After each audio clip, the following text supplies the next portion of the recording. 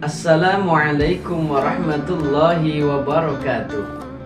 Perkenalkan, nama saya Agus Somantri, guru PAI dan BP di SMK Teksar Kelari, Karawang, sekaligus sebagai mahasiswa PPG dalam jabatan di LPTK UIN Sunan Gunung Jati Bandung, batch 3 tahun 2022-2023.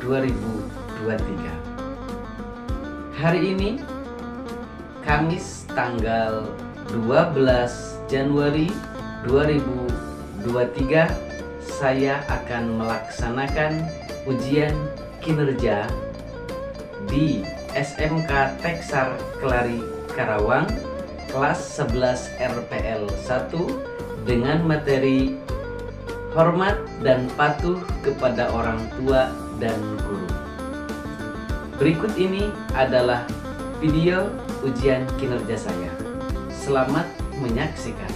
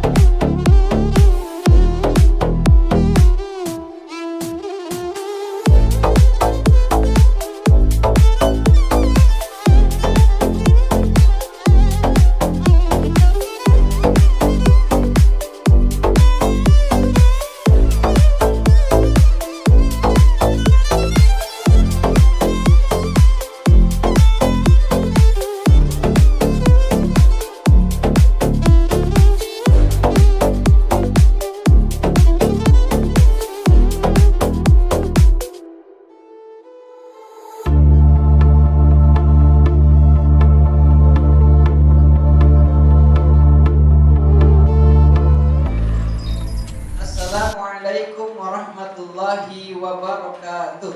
Waalaikumsalam warahmatullahi wabarakatuh. Hamdan wa syukran lillah, amma ba'du.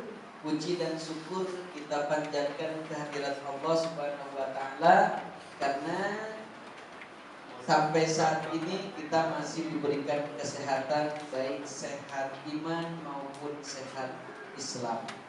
Terutama adalah kita masih diberikan sehat jasmani sehingga kita masih bisa melaksanakan pembelajaran kita hari ini. Sebelum pembelajaran kita dimulai, alangkah baiknya kita berdoa dulu. Mudah-mudahan hari ini Allah Subhanahu wa taala memberikan ilmu yang bermanfaat kepada kita, yang berkah, serta ilmu yang kita dapatkan menjadi amal soleh. Silakan kepada KM untuk Sebelum mulai pelajaran, langsung kita berdoa dimulai.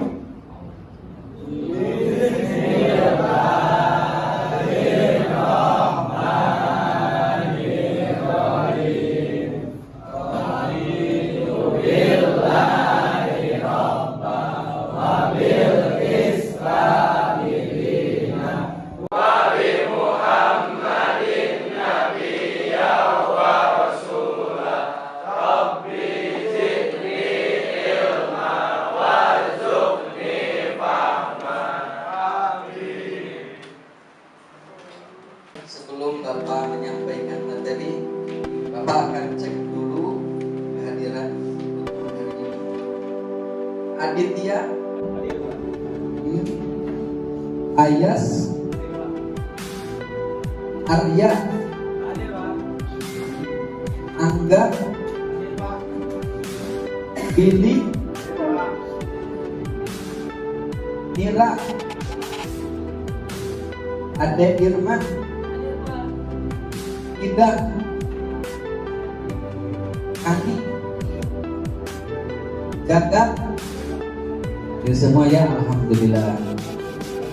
Apakah kalian sudah siap? Ya. SMK Texas? Ya. SMK luar biasa.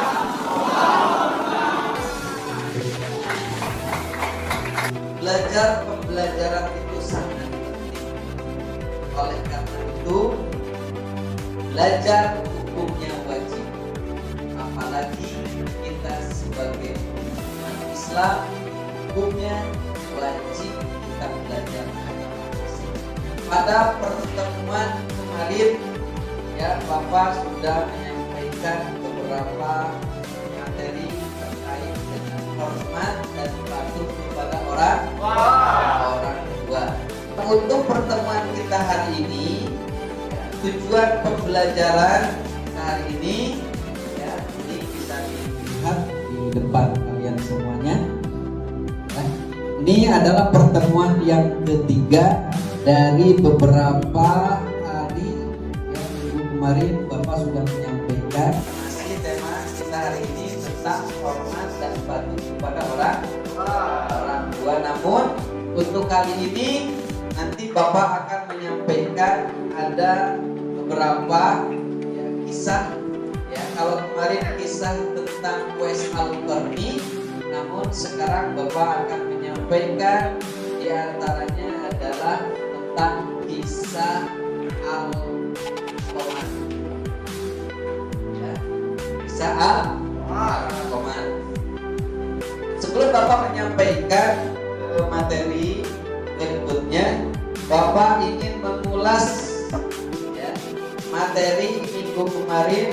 Bapak sudah menyampaikan terkait dengan video kisah tentang Uwais Al-Qarni. Barangkali silakan di antara kelompok ya yang bisa menyampaikan hikmah apa saja yang didapat terkait dengan video kisah tentang Uwais Al-Qarni.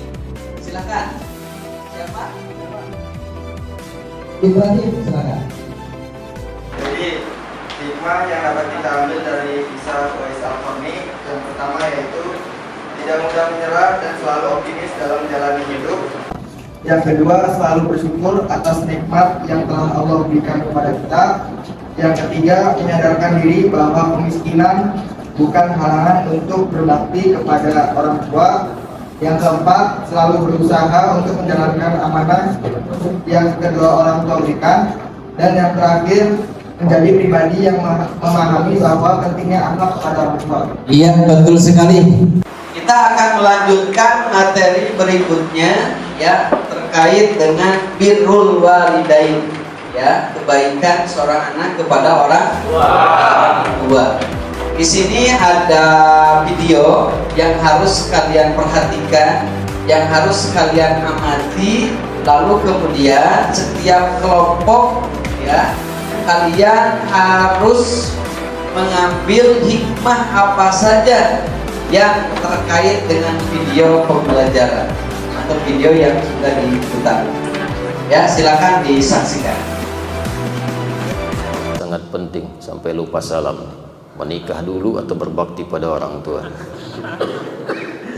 Baik. Waalaikumsalam warahmatullahi wabarakatuh. Baik, pertanyaan pertama, menikah dahulu atau berbakti kepada kedua orang tua? Tidak ada yang saling dipertentangkan. Karena ketika menikah itu pasti ada unsur bakti kepada kedua orang tua. Dan di antara tujuan menikah itu bukan hanya membangun samara, tapi tujuan pernikahan di antara tujuan besarnya untuk meningkatkan bakti kepada kedua orang tua. Ayat tentang samara di Quran surah 30 Ar-Rum ayat 21. Ketika Allah menyampaikan wa min ayatihi an khalaqalakum min anfusikum azwaja litaskunu ilaiha wa ja'ala bainakum mawaddatan wa rahmah inna fi dzalika laayatil liqaumi yatafakkarun. Itu untuk pasutri, pasangan suami istri, membina hubungan baik antar sesamanya. Tapi tujuan membina hubungan baik antar sesama itu apa? Selain meningkatkan ketakwaan kepada Allah supaya lebih komplit lagi ibadahnya. Jadi menikah itu tujuan utamanya bukan hanya memadu cinta, tapi kompak menjaga amanah yang Allah berikan supaya sama-sama bisa meningkatkan ibadah. Makanya rumus nabinya itu ketika sudah menikah, kalau ingin langgeng sampai dengan ke akhirat dan dihiasi samara, rumusnya tingkatkan takwa. Ya, Nabi menyampaikan ittaqullaha fi syatril baqi. Kalau orang sudah menikah, dia telah menyempurnakan setengah dari agamanya. Maksud ini adalah dia telah punya peluang menjaga syahwatnya. Karena yang bisa merusak di antara tuntunan agama itu syahwatnya. Ya, syahwatnya. Maka itu ditutup dengan pernikahan, tinggal setengah lagi. Setengah laginya apa? Ada nafsu perut dan akal. Maka kata Nabi tingkatkan takwa untuk mengontrol itu. Karena itu suami istri ketika menikah, itu misi pertamanya kompak bagaimana keduanya bisa meningkatkan takwa. Di Quran takwa itu disebutkan sebanyak 240 kali dengan turunannya. Kalimat takwanya persis itu kurang lebih 155 kali. Di antara sekian itu ada yang berbicara tentang rumah tangga. Misalnya kompak ibadah sama-sama, malamnya bisa tahajud, kompak saling support dengan Quran, kompak berpesan, istri berpesan kepada suami cari harta yang halal, kan? Kemudian kompak suami pesan kepada istri didik anak-anak di rumah dengan baik. Kemudian menyiapkan generasi terbaik, itu bagian dari. Setelah kalian menyimak video terkait dengan birrul walidain, ini ada kegiatan satu ya. Ini tiap kelompok mengisi poin-poin yang sudah disediakan, kemudian dipresentasikan ya.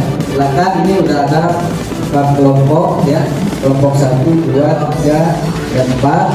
Silakan diskusikan ya dengan teman-temannya sesuai dengan kelompoknya masing-masing.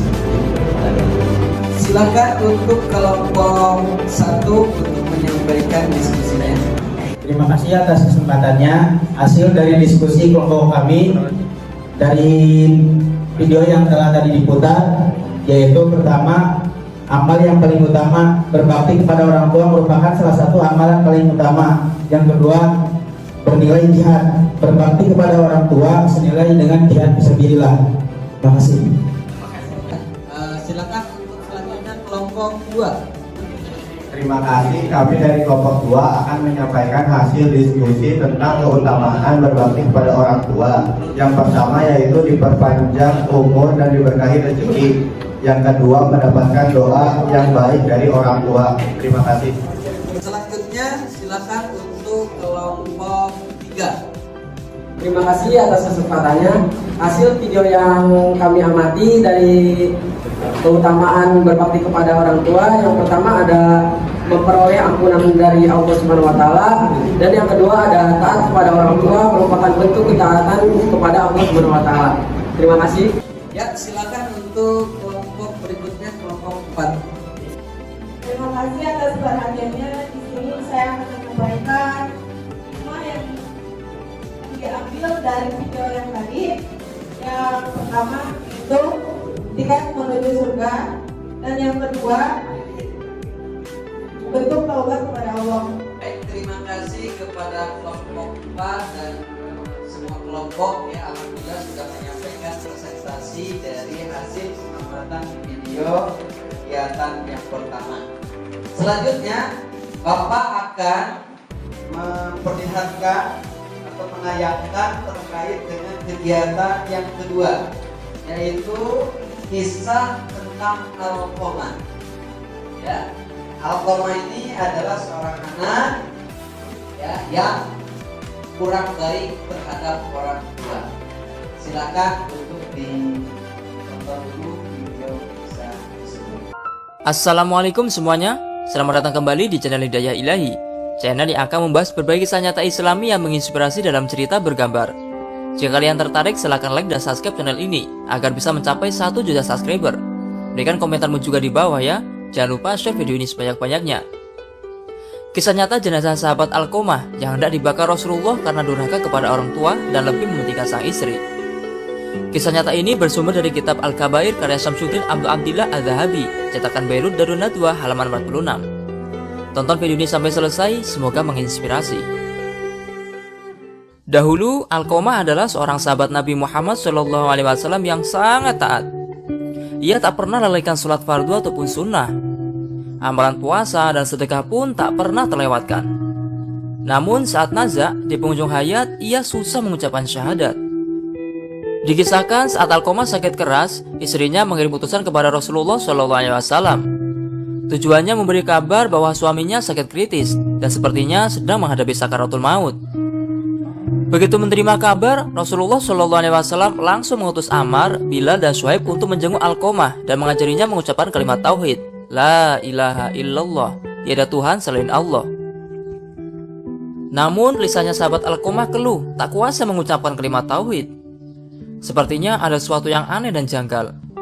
Akhirnya mereka kembali memberitahukan hal itu kepada Rasulullah SAW. Beliau bertanya, apakah di antara kedua orang tuanya masih ada yang hidup? Disampaikan kepadanya, ada wahai Rasul, ibunya. Ia sudah sangat sepuh. Rasulullah SAW pun meminta, temuilah ibunya, sampaikan, jika engkau masih kuat, datanglah kepada Rasulullah. Jika tidak, diamlah di rumah dan Rasulullah yang akan menemuimu. Singkat cerita, utusan Rasulullah SAW pun bergegas menemuinya. Setiba di hadapan ibunda Alqamah, sang utusan menyampaikan pesan tadi. Biarlah aku sendiri yang menemui Nabi. Aku lebih berhak menemuinya, jawab ibunda Alqamah. Dengan bantuan tongkatnya, ibunda Alqamah pun berangkat menemui Nabi Muhammad SAW. Setibanya, ia mengucapkan salam dan dijawab oleh Nabi SAW. Kemudian baginda Nabi bertanya, wahai ibunda Alqamah, jujurlah kepadaku. Jika berbohong, wahyu Allah akan turun kepadaku. Bagaimana keadaan anakmu? Ia menjawab, wahai Rasul, anakku itu rajin sholat, rajin puasa, dan banyak sedekah. Lantas bagaimana keadaanmu kepadanya? Desak Rasulullah SAW. Aku tidak suka kepadanya karena ia lebih mementingkan istrinya dan durhaka kepada aku. Berarti murka sang ibunda yang membuat Alqamah terhalang mengucapkan syahadat, ungkap Rasulullah SAW. Kemudian baginda Nabi SAW berkata kepada Bilal, hai Bilal, kumpulkanlah kayu bakar sebanyak-banyaknya. Untuk apa ya Rasul? Sela ibunda Alqamah. Aku akan membakar Alqamah. Wahai Rasul, dia itu anakku. Hatiku tetap tak tega melihatmu membakar tubuhnya. Apalagi dilakukan di depan mataku sendiri, rajuk ibunda Alqamah. Wahai ibunda Alqamah, azab Allah itu lebih berat dan lebih kekal. Jika kau ingin Allah mengampuninya, maka ridhoilah dia. Demi zat yang mengenggam jiwaku, sholat, puasa, dan sedekah Alqamah tidak ada manfaatnya selama engkau masih murka kepadanya, kata Rasulullah SAW panjang lebar. Wahai Rasulullah, di hadapan Allah, para malaikatnya, dan seluruh kaum muslimin yang hadir, aku bersaksi bahwa aku meridhoi anakku Alqamah. Ikrar. Setelah kalian melihat dan menonton hasil video kisah tentang Alqamah, silahkan didiskusikan, kemudian nanti dipresentasikan perwakilan masing-masing kelompok. Dari diskusi kelompok kami tentang video kisah Alqamah, yaitu 1. Berbakti kepada ibu, 2. Utamakan ibu daripada istrimu, 3. Jangan sakiti perasaan ibumu, 4. Ridho Allah tergantung pada ridho orang tua. Jadi hati-hati bila ibumu mendoakanmu yang buruk-buruk. 5. Menjadi anak yang baik kepada ibu agar saat engkau sakaratul maut kau bisa didoakan oleh ibumu. Terima kasih. Tepuk tangan kepada kelompok 2. Setelah mendiskusikan dari video kisah Alqamah, silakan yang mau bertanya. Saya mau bertanya terkait dari video kisah tentang Alqamah. Kenapa Alqamah tidak bisa mengucapkan kalimat la ilaha illallah ketika sakaratul maut? Terima kasih. Pertanyaan yang bagus. Siapa yang mau menjawab dari pertanyaan Ida? Kelompok 1, silakan. Saya akan menjawab pertanyaan dari saudari Ida. Alkoma tidak bisa melafazkan kalimat la ilaha illallah adalah karena dia murka kepada ibunya sendiri dan lebih menyayangi istrinya daripada ibunya sendiri. Terima kasih. Sangat bagus sekali ya. Tadi dari pertanyaan saudari Ida kelompok 4 sudah dijawab oleh saudara Sandi kelompok 1. Ini kelompok hasil diskusi kelompok sudah kita lakukan. Kegiatan 1 dan kegiatan 2 sudah kita laksanakan. Sekarang Bapak ingin menunjuk siapa yang mau menyimpulkan dari kegiatan 1 sampai dengan kegiatan 2. Oke, jadi saya akan menyimpulkan hasil diskusi dari kegiatan 1 dan kegiatan 2. Untuk hasil diskusi dari kegiatan 1, yaitu yang pertama amal yang paling utama, yang kedua bernilai jihad, yang ketiga berpahala hijrah, dan yang keempat juga di bawah telapak kaki ibu. Sedangkan untuk hasil diskusi dari kegiatan kedua, yaitu yang pertama berbakti kepada ibu, yang kedua utamakan ibu daripada istrimu, yang ketiga jangan sakiti perasaan ibumu, dan yang keempat ridha Allah tergantung pada ridha orang tua. Jadi hati-hati bila ibumu mendoakanmu yang buruk-buruk. Sekian, terima kasih. Alhamdulillah pada pertemuan kita hari ini sudah selesai. Dari awal sampai dengan akhir berjalan dengan lancar. Alangkah baiknya supaya lebih berkah lagi ilmu kita dan bermanfaat, kita akhiri dengan doa dipimpin oleh KM. Silakan. Siap, Bro. Setelah pelajaran, angka PDG kita berdoa. Dimulai. Subhanallahumma wa bihamdika asyhadu an la ilaha illa anta astaghfiruka wa atubu ilaik. Terima kasih atas perhatian dan waktunya.